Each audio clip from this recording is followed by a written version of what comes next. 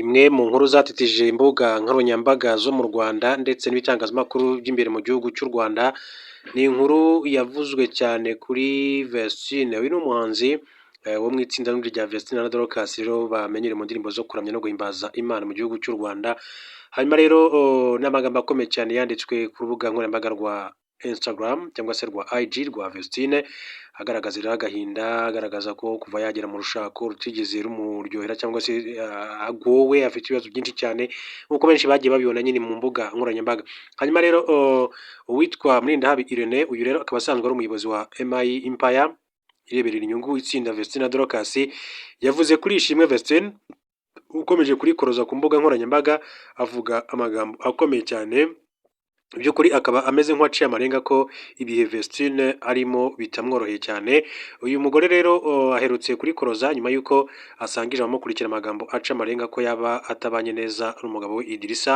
Mu butumwa yatambukije ku rukuta rwa IG cyangwa Instagram, ariko agahita asubiza abusiba nyuma y'iminota mike. Vestine yagize ati uyu munsi ubuzima mbayeho sibwo nahisemo, ndi mu bihe bingoye kandi sibyo nkwiye.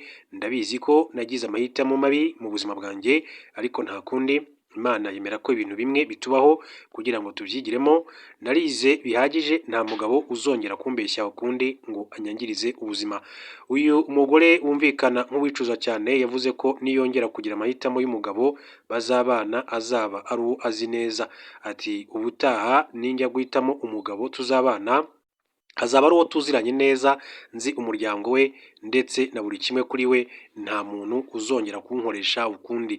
Nubwo ubu butumwa bwahise busibwa, Mulindahabi Irene yemereye itangazamakuru ko bwasohotse kuri konti bwite ya Vestine. Icyakora abera ibamba umunyamakuru wifuzaga kumenya niba koko ari we wari wabwanditse. Yagize ati ibyo mwabonye byavuye ku rukuta rwa Instagram bwite rwa Vestine, niho byahise bisibwa. Ati kubw'umutekano we ibirenze ibyo Uwiteka aduhana umugisha. Icyakora ku rundi ruhande, Mulindahabi Irene yavuze ko ibibazo by'ubuzima bwite bwa Vestine adashobora kubisubiza, ahubwo ahamya ko umunyamakuru akwiye gushaka uyu muhanzi akaba ari we abibaza. Ati ibyo mumwandikira ati mumwandikire mubimubaze. Ati ni ubuzima bwe bwite. My Music ati dukorana na Dorcas na Vestine. Ati umuhanzi agomba rero kugira ubuzima bwe bwite bw'umuhanzi kandi tukabwubaha. Ikindi kibazo Mulindahabi yirinze gusubiza umunyamakuru ni ikijyanye n'impamvu batatahanye mu ndege nk'uko bajya mu gihugu cya Canada. Ati amategeko y'indege ahamya ko abantu baziranye bagenda mu ndege imwe. Abahehe none se ubundi umwe aje mbere undi akaza nyuma, ikibazo cyaba ari ikihe? Dorcas na Vestine ibyo bapfana ati n'abakunzi babo si ibitaramo, ni indirimbo akabikorera aho ari ashaka. Ati yemerewe no kuvuga ngo ngiye kuruhuka akagenda. Ikizima nuko nta mezi 3 yashira utabonye igihangano cyiza. Aho niho rero turebera. Mulindahabi Irene rero wageze i Kigali ku itariki ya 19 Ugushyingo 2025 ari kumwe na Dorcas, gusa yakomeje kubera ibamba umunyamakuru wifuzaga kumenya niba Vestine yaba yaratashye i Kigali. Icyakora ahamya ko ameze neza kandi bavugana. Ati ameze neza n'ubu tumaze kuvugana ari amahoro. Imyaka ati bamaze mu muziki imaze kuba 5. Ati baciye mu bintu byinshi, ati bategura ibi ari ugucamo uyu munsi. Ati ndashimira Imana ku nkuru mbi nyinshi mwabakozeho, ati zatumye bakomera cyane. Mulindahabi yavuze ko adashobora guhishura amakuru y'aho umuhanzi we ari kubw'impamvu z'umutekano we. Ati nkibona ukuntu mwese ati muraramye, nifuje ko aho umuhanzi wanjye ari bikomeza ari ibanga, kandi ibyo mbifite mu nshingano kubwo kurinda amakuru ye. Uyu musore yongeyeho ko induru z'amakuru avuga kuri Vestine arizo zatumye indirimbo yabo nshya itajya hanze, cyane ko we yemeza ko umurimo w'Imana ukorwa mu ituze. Nk'uko yakomeje kugenda abigarukaho, yitwa Mulindahabi Irene, akaba rero ariwe ureberera inyungu aba bahanzi babiri bombi. Mulindahabi rero ati mugasubiza burya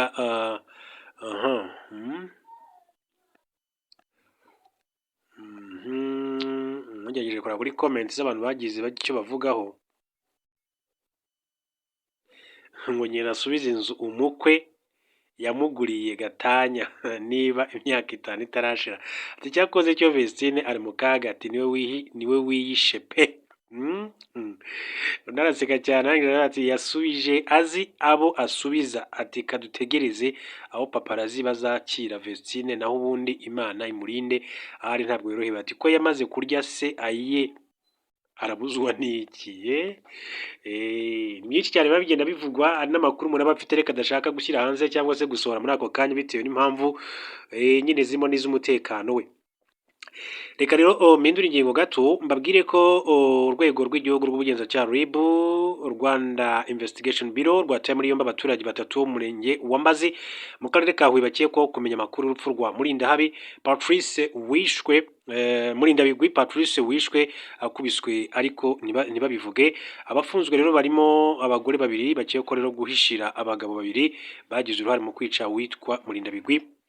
Harimo kandi umugabo wabonye Murindabigwi akubitwa akanga kumutabariza.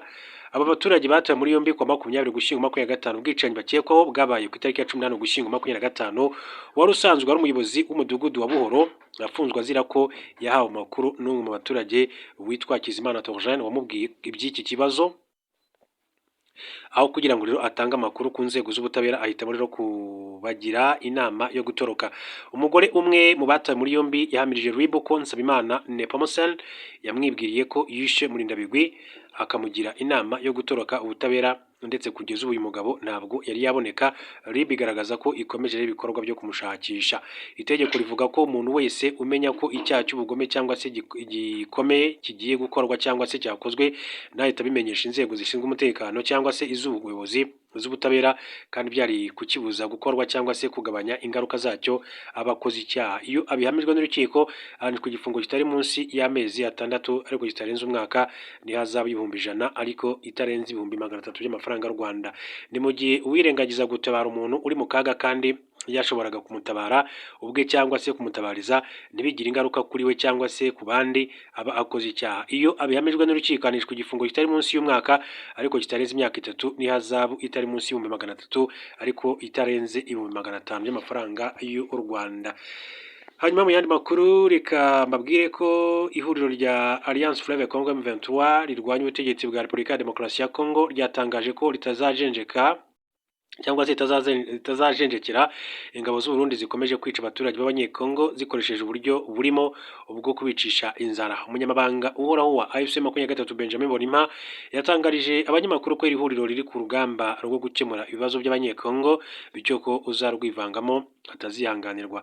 Yagize ati turi gukemura ibibazo by'abanyekongo kandi uwivanga mu bibazo by'abanyekongo abangamiye amahoro ibyo ntitwabyihanganira. Benjamin Bonima yasobanuye ko ingabo z'u Burundi zagize uruhare mu gitero cyagabwe ku mudugudu wa Nturo mu Nangugu muri teritwari ya Masisi kandi ko ubu zikomeje gufungura inzira abatuye mu gice cya Minembwe banyuragamo bajya ku masoko. Ati murabizi ko duhanganye n'u Burundi, abasirikare b'u Burundi basenye mudugudu wa Nturo muri Masisi badutse muri Ngungu bakureba abasivili ubugizi bwa nabi kugeza n'uyu munsi. Ati bagose Minembwe babuza abasivili kujya ku masoko kugura ibicuruzwa bya ngombwa. Alliance Fleuve Congo M23 yatangaje ko iyo ingabo z'u Burundi zishatse guhangana nayo izifata nk'umwanzi kimwe n'ingabo za RDC. Ati iyo zije imbere yacu nk'ingabo ziturwanya tuzifata nk'ingabo ziturwanya. Ingabo z'u Burundi zikorera muri RDC hashingiye ku masezerano y'ubufatanye mu bya gisirikare ibihugu byagiranye muri 2022 avugururwa muri Kanama 2023 byitwa ko zagireyo kurwanya imitwe yitwaje intwaro. Ku itariki ya 16 Ukwakira 2025 ingabo z'u Burundi zafunze inzira zose zihuza Minembwe n'amasoko bajyaga guhahiramo byatumye ubuzima bugorana kuko ushobora kubona ibicuruzwa ahendwa cyane. Umuvuga w'isukari waguraga amadolari 180 wageze ku madolari 600, umunyu waguraga amadolari 25 ugera ku madolari 150, umuceri waguraga amadolari 50 ugera ku madolari 150, agakarito k'isabune kaguraga amadolari 18 kagera ku madolari 50 nk'uko amakuru akomeza kugenda abishimangira. Reka mbashimire rero mbifurize gukomeza kugira